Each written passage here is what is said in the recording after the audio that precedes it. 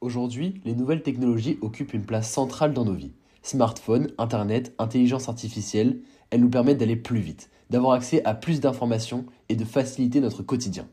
Mais certains philosophes et écrivains s'inquiètent.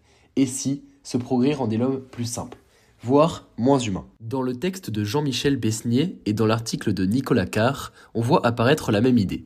Les technologies modernes risquent de réduire la profondeur de la pensée humaine. D'abord, Jean-Michel Besnier explique que notre société cherche de plus en plus l'efficacité et la rapidité. Selon lui, l'homme moderne veut éviter l'effort intérieur, la réflexion et même la solitude. Déjà, Blaise Pascal disait que les hommes fuient le silence parce qu'ils ont peur de penser. Aujourd'hui, avec les machines et les écrans, cette fuite devient permanente. Les technologies nous permettent de faire beaucoup de choses sans réfléchir longtemps. On calcule avec des ordinateurs, on se repère avec les GPS et on cherche des réponses sur Internet.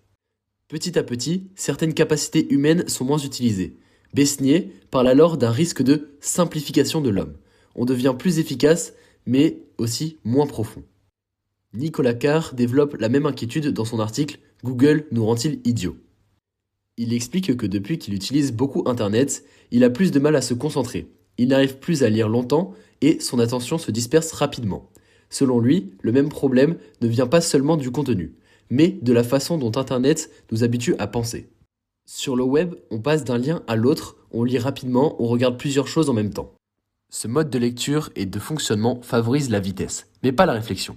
Carr affirme que les technologies ne sont pas neutres. Elles modifient notre cerveau et notre manière de penser. À force d'utiliser des outils rapides et automatiques, nous risquons de perdre notre capacité à réfléchir profondément. Besnier va encore plus loin. Il explique que certaines technologies cherchent même à améliorer l'homme, par exemple en augmentant la mémoire ou les performances du cerveau. Mais, pour lui, vouloir rendre l'homme plus efficace peut aussi le rendre moins humain. L'imagination, la sensibilité, la réflexion ou la culture ne sont pas toujours utiles, mais ce sont elles qui font la richesse de l'esprit humain.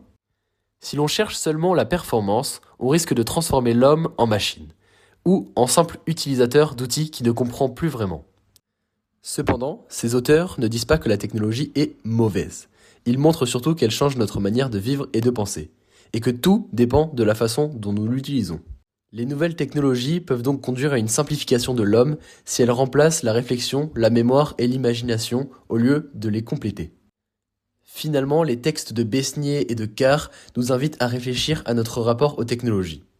Le progrès peut nous rendre plus puissants, mais il peut aussi rendre plus dépendants. En facilitant toutes nos actions et en remplaçant certaines capacités comme la mémoire, la réflexion ou l'attention, les nouvelles technologies peuvent rendre l'homme plus efficace, mais aussi moins autonome et moins profond dans sa manière de penser.